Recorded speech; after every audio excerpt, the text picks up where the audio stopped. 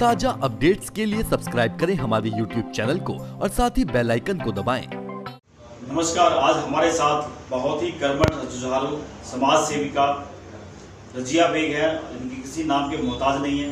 आइए हमारे साथ जानने की कोशिश करते हैं क्या है। खासकर सामाजिक कार्य करते कहते आज राजनीतिक क्षेत्र में भी अपने आज दस्तक दे दिया है। क्या है कहना रजिया बेग का? रजिया बेग, जिस तरह आपका हमारे श्रमिक बंधु स्टूडियो में आपका स्वागत है, वेलकम है।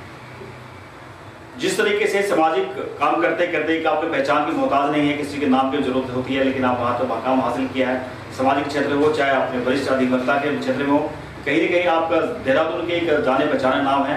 आखिरकार मैं पहले सवाल से लेके चलते हैं, आखिर क्या वजह क्या थी कि आप राजनीति का सहारा लेना पड़ा? बीइंग एन एडवोकेट और सामाजिक कार्यकर्ता, मैं काम कर रही थी और लोगों के बीच में भी थी। जैसे आपने भी कहा कि भाई नाम के मोहताज नहीं, मगर है क्या कि हम जो काम कर रहे थे सामाजिक कार्यकर्ता के रूप में या एडवोकेसी में, बगैर मेन स्ट्रीम में आए हुए हम अपने कामों, बहुत सारे कामों को अंजाम नहीं दे पाते थे। वो क्या रहा है, जिन कामों को हम तो जनता के लिए काम करना चाहते हैं। अब कांग्रेस की गवर्नमेंट आती है, कभी भाजपा की गवर्नमेंट आती है, कभी ये गवर्नमेंट, कभी वो गवर्नमेंट। हमें दिक्कतें इस बात की आती हैं कि हम लोगों के काम नहीं करा पाते हैं। और इतना काम करने के बाद, 20-25 साल काम करने के बाद, आज मुझे महसूस हुआ कि कोई पार्टी इस प्रदेश में ऐसी आने जा रही है, ऐसी आ रही है पार्टी, जिसके थ्रू हम लोगों को घर घर जाके, जो कि आम आदमी पार्टी की एक जो ग्राउंड है और आम आदमी पार्टी की थीम है कि लोगों की मदद, आप घर घर जाके आम आदमी की मदद कर सकते हो। तो मुझे यही बेहतर लगा कि आम आदमी पार्टी से जुड़ के मैं वो अपने कामों को अंजाम दे सकूं, जो मैं सोच रही थी, जो मैं करती चली आ रही हूँ। तो इस वजह से मुझे आप मेन स्ट्रीम में आने की जरूरत पड़ी। जी मैम, आपने बहुत अच्छा सवाल जवाब दिया कि आपको लोगों का काम करने के लिए, जनहित के लिए आपको इसमें एक प्लेटफॉर्म चाहिए था, उसका हमने एंट्री किया है। तो प्लेटफॉर्म ऑलरेडी पहले भी आपके कांग्रेस से भी जो ताल्लुकात थे आपके, तो आखिरकार कांग्रेस जो चूज करना आपके मन में इच्छा शक्ति थी आपके अंदर, तो उसे कांग्रेस में रह के क्यों नहीं कर पाए? देखिए, मैंने कभी कांग्रेस में मैं नहीं रही हूँ, और बीइंग अ मुस्लिम, ये एक लोगों का कॉन्सेप्ट है कि भाई मुसलमान है तो वो कांग्रेस के साथ है। कांग्रेस ने कभी भी, मुझे नहीं लगा कि कोई ऐसा काम करने की कोशिश की जो जनता का भला हो जाए। जिससे कांग्रेस भी वही है और भाजपा जनता पार्टी भी, दोनों एक दूसरे सिक्के के पहलू हैं। कांग्रेस ने भी कभी नहीं किया ऐसा कि जिन लोगों को ज़रूरत है, जो ज़रूरतमंद लोग हैं, सिर्फ कुर्सी की चाहत लेती है। और कुर्सी के अलावा दोनों पार्टियों के अंदर उत्तराखंड बनने के बाद मैंने नहीं देखा कि उनको जनता के कामों की चाहत थी। बस सिर्फ काम ये था कि सरकार बनाए और बड़े बड़े ओहदों पे बैठ जाएं। और अगर मैं एजुकेशन की भी बात करूँगी आपसे, जो हमारे लिए बहुत ज़रूरी है, फंडामेंटल राइट हमारा, क्या कभी ये देखने की कोशिश की? मैं चूँकि गढ़वाल से बिलोंग करती हूँ, तो मैं जिन गढ़वाल स्कूलों में देखा है मैंने जाके, सरकारी स्कूलों के हाल, इतना बदतर हाल है कि ये पता नहीं रहता है कब छत गिर जाएगी और कब बच्चे नीचे गिर के मर जाएंगे। तो ऐसे हालात देख के मुझे लगा कि आम आदमी पार्टी ने दिल्ली में जो मॉडल दिया है, वो मॉडल, देवभूमि मॉडल हमारे लिए जो तैयार हुआ है उत्तराखंड के लिए, शायद उत्तराखंड में वो मॉडल काम करेगा।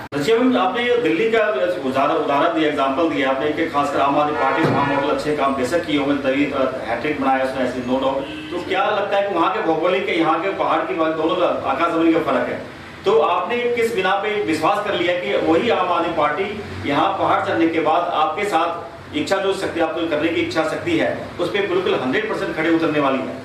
देखिए, पहली बात तो ये है कि अगर किसी पार्टी को या किसी इंसान को काम करने की चाहत हो, तो वो किसी भी पार्टी पे रहे, वो काम करता है।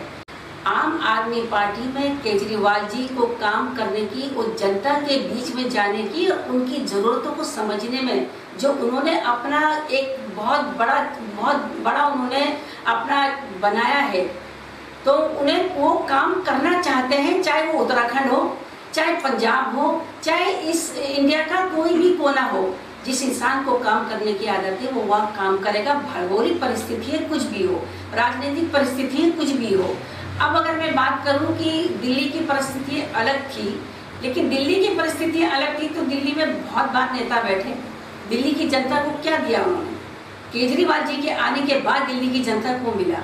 तो काम करने की अगर बात हो और उत्तराखंड के मॉडल की अगर बात करें, दिल्ली का मॉडल दिल्ली के हिसाब से है और केजरीवाल जी मुख्यमंत्री जी कह चुके हैं इस बात के लिए जो उत्तराखंड में की भौगोलिक परिस्थितियां हैं उस हिसाब से वहाँ का मॉडल बनेगा, देवभूमि का मॉडल बनेगा और उस हिसाब से हम वहाँ काम करेंगे। सूत्रों से हवाले से ये भी खबर आ रहा है कि आपके ऊपर आरोप भी लगे, परोक्ष आरोप लगते आ रहे हैं और लगाना लोगों ने शुरू भी कर दिया। शायद आपके बात गाय बगाए बात पहुँच भी रही होगी। लोगों का ये भी कहना है कि रजिया बेग सिर्फ टिकट के लालच में यहाँ पे एंट्री किया है। उन्हें ये पता था कांग्रेस और बीजेपी टिकट नहीं मिलना, नई नव पार्टी होने की वजह से क्या इसका मौके का फायदा उठाने वाले हैं आप? देखिए, जिस दिन मैंने ये पार्टी ज्वाइन की थी मैं बहुत स्पष्ट कहना चाहती हूँ, मुझे अध्यक्ष जी ने पूछा था इस बात के लिए और दिनेश मोहनिया जी जो हमारे प्रभारी हैं प्रदेश के, उन्होंने भी पूछा था मेरे से कि आप कौन सा पद लेना चाहेंगे और आप मतलब कहीं से इलेक्शन लड़ना चाहेंगे कि क्या। वो लोग हमारे प्रदेश अध्यक्ष भी यही हैं, दिनेश मोहनिया जी भी यही हैं और लोग भी बैठे थे जिनके सामने मेरे से बात हुई थी।